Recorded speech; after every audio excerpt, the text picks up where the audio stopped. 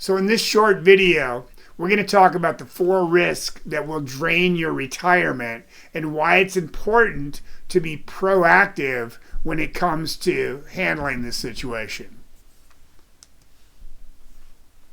So the question I have for you is, are you prepared for a 20-year vacation? You see, you've been playing this game. It's called accumulation. And you've been over here trying to grow your money as much as you possibly can so that when you arrive in my world, which is preservation and distribution, you don't run out of money.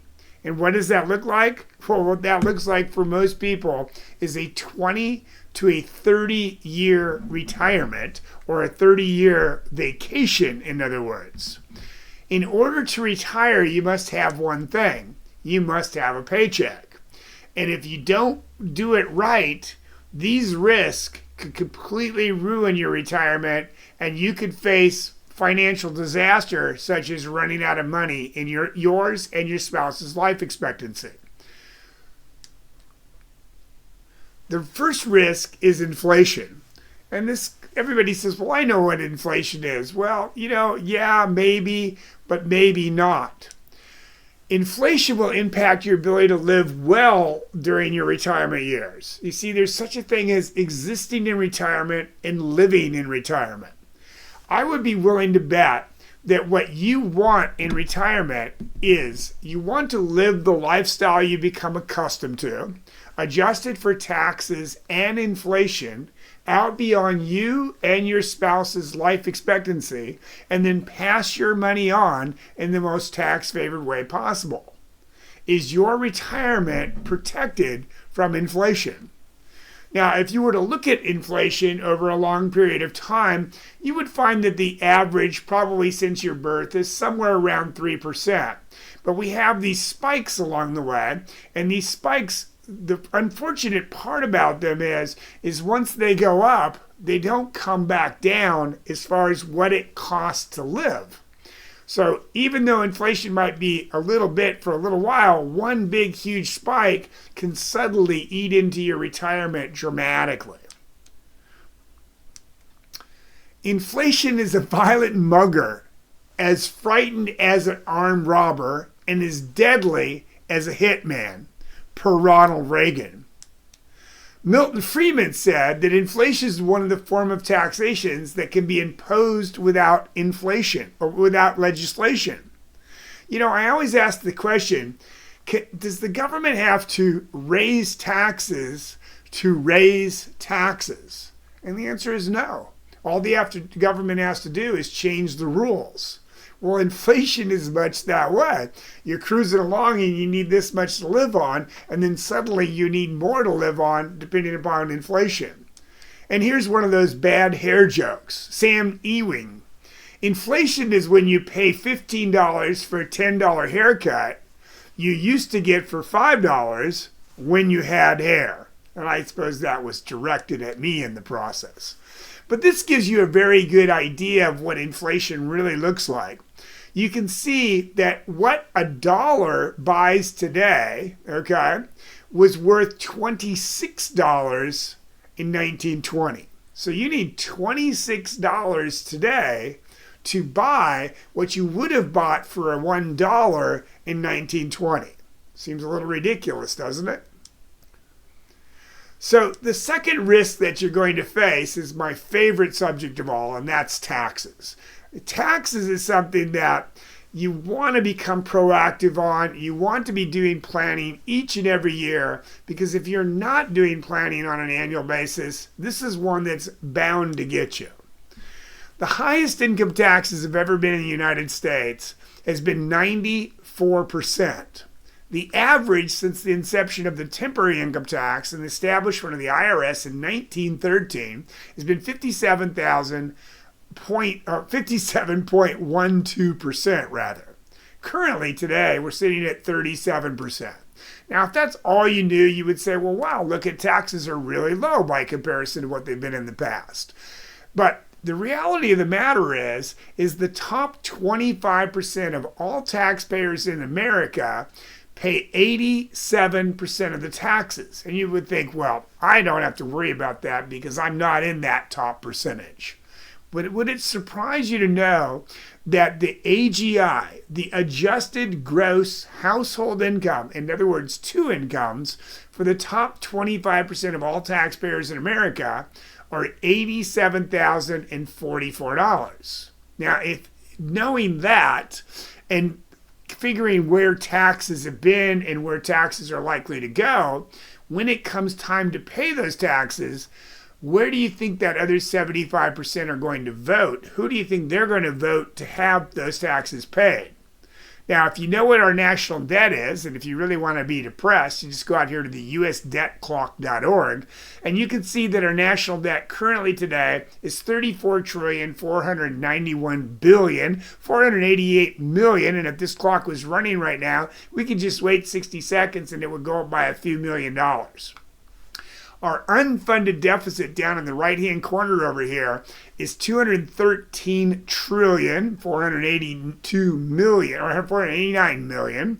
If we take those two numbers and put them together, we're at $247 trillion upside down with a $4.4 trillion budget, and we spent $1.7 trillion more already than we brought in.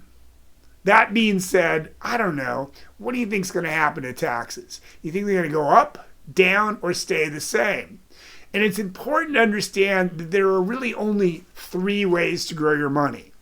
Taxed as you go. Well, under tax as you go, you have cash, savings, certificates of disappointment, bonds, and any other 1099 income. You have tax deferred.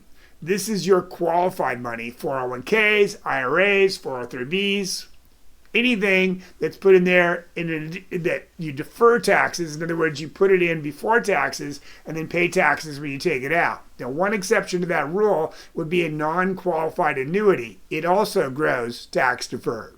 In addition to that, we have tax-free.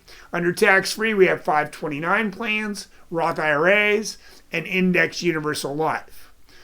So which way do you want to grow your money, and which one of these buckets do you want to be in, and what are you doing today to get into these buckets so that you make sure that you don't have to pay them in the future? Now, here's a really important equation that you should know. But before we talk about this equation, it's important to understand that there's one thing you must have in retirement, and that's called a paycheck. So having a paycheck is a very big thing. You can say, well, I have lots of money. It won't matter. What matters is where is your income coming from? So if we use TR, which is total returns, that is equal to income or interest and dividends plus growth, which is capital growth or losses. Now, all your life, that's all it's ever been about. Yet, you've been putting money away over inside of your qualified accounts or stocks, bonds, mutual funds, and trying to accumulate money. And the only thing you've been focused on over that entire period of time for most people is growth. You're trying to get the highest rate of return and grow your money as fast as you possibly can. Well, you've had this one benefit along the way, and that's that job, and that's your fallback position, because that's what provides you with the income so that you can grow your money. Many of you use mutual funds, and you do what's called dollar cost averaging into these mutual funds. So you keep buying them and buying them and buying, and nothing really beats a mutual fund when it comes to growing your money on one condition: you don't touch it. So if you're not taking any money out of it, it's a really great tool for growing your money, but it is not a good tool for income. So the third risk that we're going to face is going to be the stock market risk. Now, we don't necessarily have to face this, but for most people we will.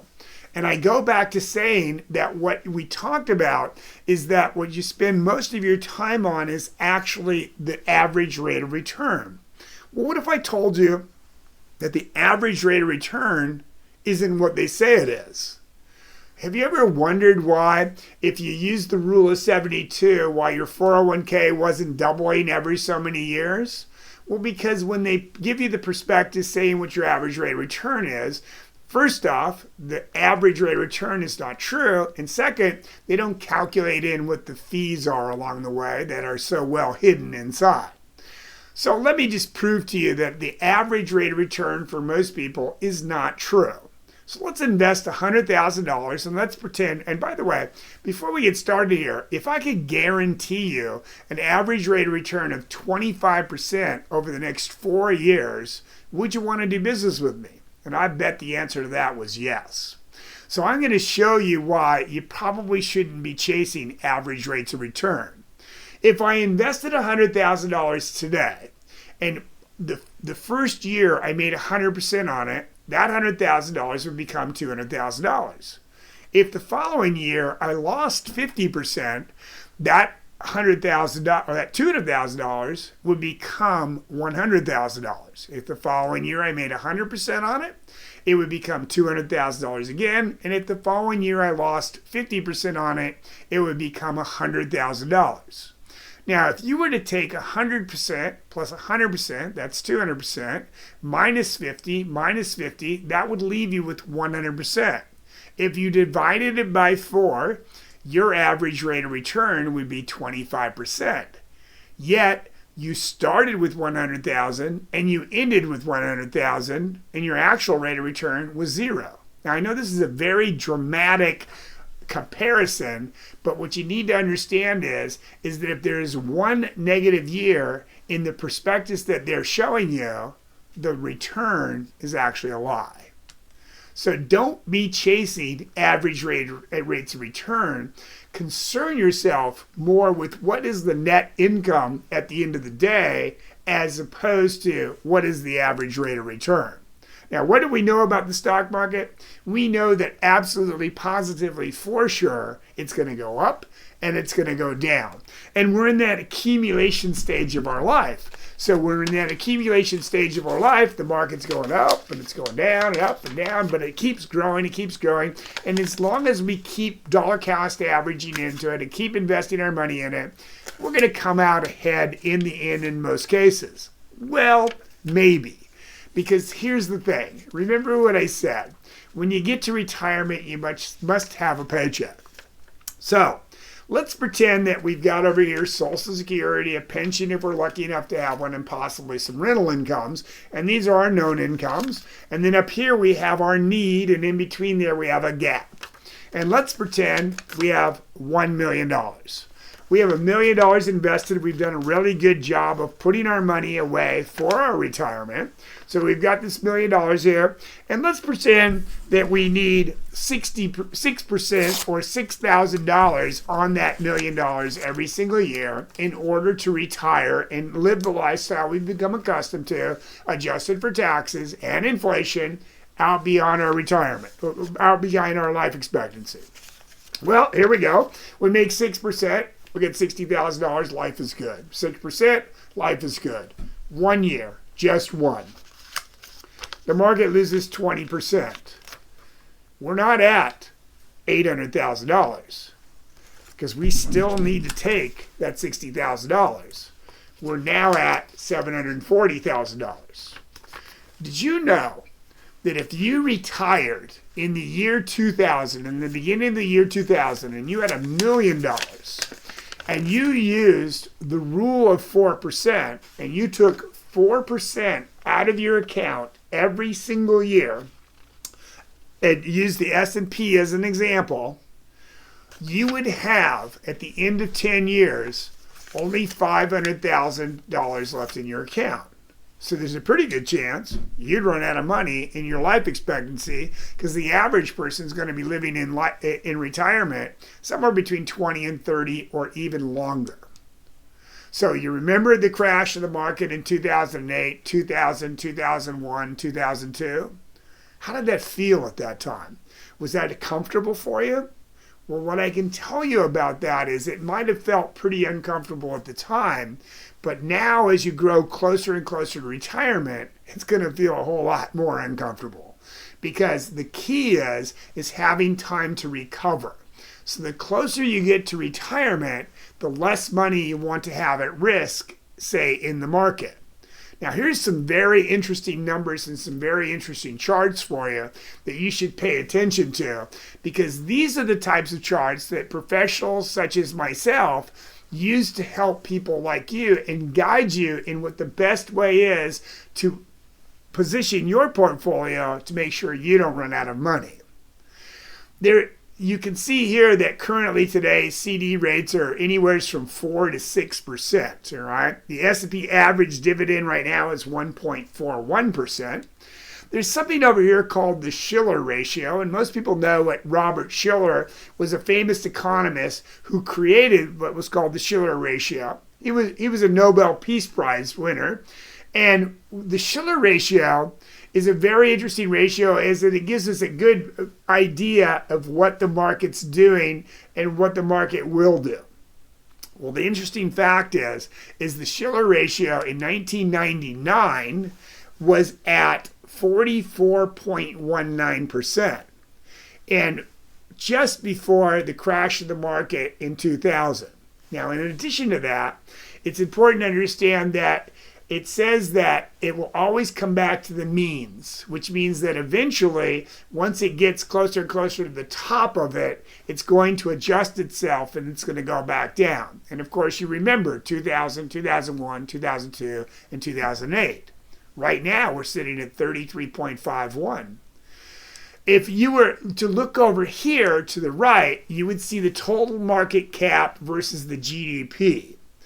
And Warren Buffett uses this as an indicator as to when and where to invest in the market, and who knows what his exact plans are. But the reality is that anything above 135 is considered significantly overvalued. And what it says here is that when we're in a position like this, we should proceed with caution.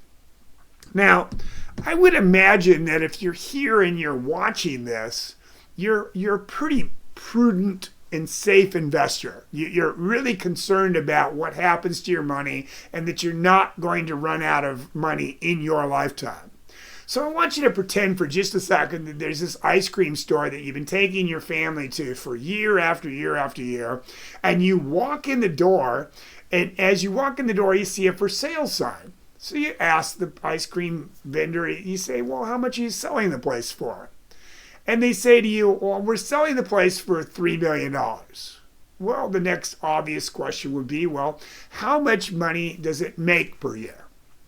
And then they tell you that it makes $100,000 per year. Would you call that a safe and prudent investment? Or would you say that that's a little bit overvalued? Now, if you're a safe and prudent investor, you would never invest in that ice cream store. But if you look at the Shiller ratio and you look at the total market cap versus the GDP, you would see that currently today, we're hugely overvalued. And it might just be a really good time to be removing some of your chips from the table and looking for safer, more prudent investments. The question here, when it comes to retirement, is not how many times the stock market, not whether the stock market will drop, it's how many times the stock market's going to drop during your 20-year vacation. So I'm going to go back to you again, and I'm going to say to you, an important equation you should remember is this.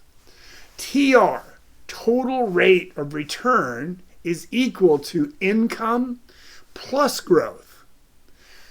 You see, when it comes time to retire, it's all about the income. So you've got to make sure that that income is going to keep up with the taxes and inflation out beyond your life expectancy.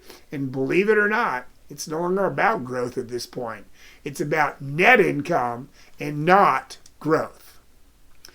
So the fourth risk that we're going to face in retirement is longevity. Believe it or not, we're living much longer.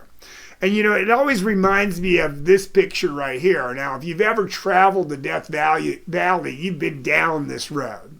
And as you're traveling down this road, there's a sign and it says, next gas, 95 miles.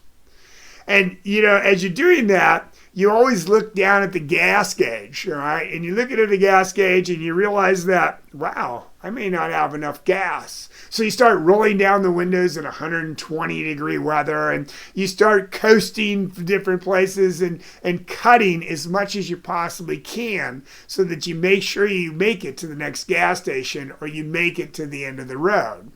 Well, this is how a lot of people go about doing their retirement. They go into retirement not knowing, they think they have a full tank, but they really don't know how far the distance is and whether they have enough in the tank to get them all the way to the end. The average length of retirement, if you're a male at 65, your life expectancy is 83 years old, 83 to 85. If you're a female at 65, it's 85 to 87. And for a couple at age 65, it's at least 24 years. And there's a very high chance that you'll make it out into 90, even as far as out into the age 100s. Now, do you want to do that with money in your account, or do you want to do that broke? Now, the traditional way of doing this would be we had a pension. We went to work, we had a job, we got the gold watch, we got the pension. Then the next thing up is we had some Social Security to supplement that, and then we had some savings to supplement that. But as of all of the rule changes with regards to pensions, the Pension Protection Act, and all the other things that have happened over the years, it is now completely on the other side of the fence. Most people don't have pensions these days. You have a pension if you work for the government in some fashion or form, city, state, or Fed. And if you go to work for a company today, even if they do have a pension, they don't offer that pension to new employees.